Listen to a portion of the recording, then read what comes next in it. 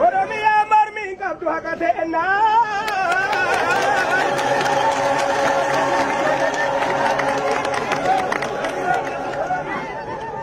mal wada kabira isinal danena na datiya da siribena Oromia marmi kaptu hakatena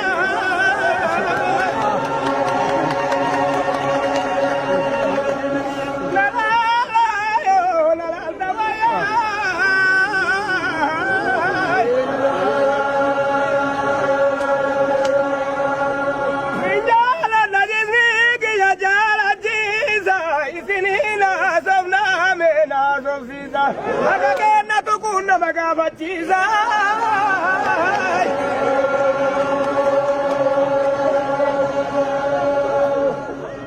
Nasabakena Dagina de tani gandanura ilui Manawa manara gandige santirui Jamara dabda be mirgati bilbilun Ya bangari ngudari rajiru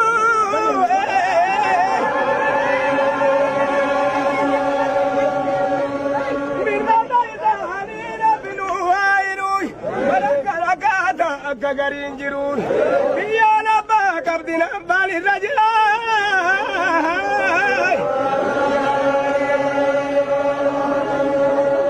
Nalala yo nalal tawaya.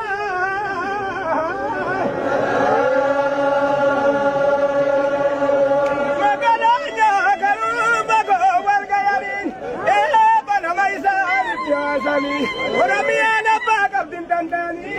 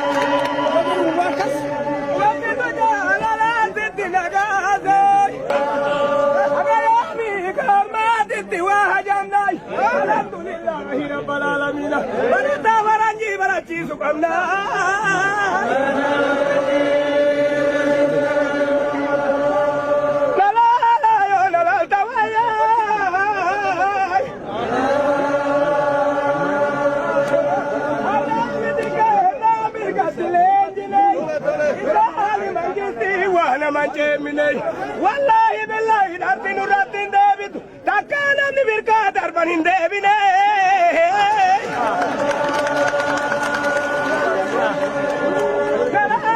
dalal tawaya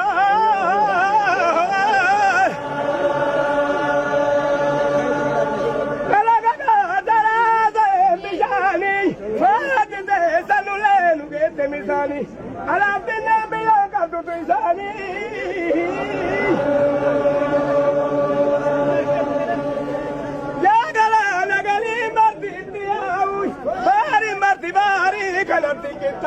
Namni duraan biyyaa nyaate nurraan taa'u.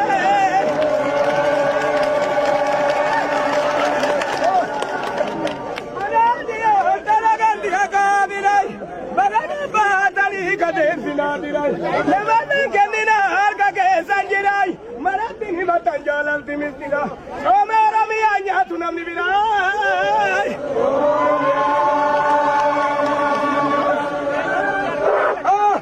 Toma Oromia, ya Rabbi bilisa baasa. Amin. Nalala yo nalal tawaya.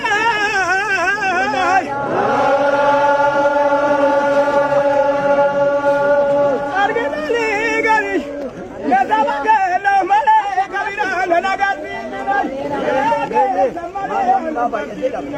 Isinna magaleenu ndabarsiisina.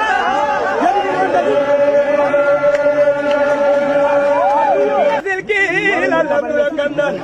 Nasaba kenna itti biigangariini waa jamnan. Agayami gawana maatina jamnan. Nasaba kenna nuuyu balataa barachiisu qabnaa.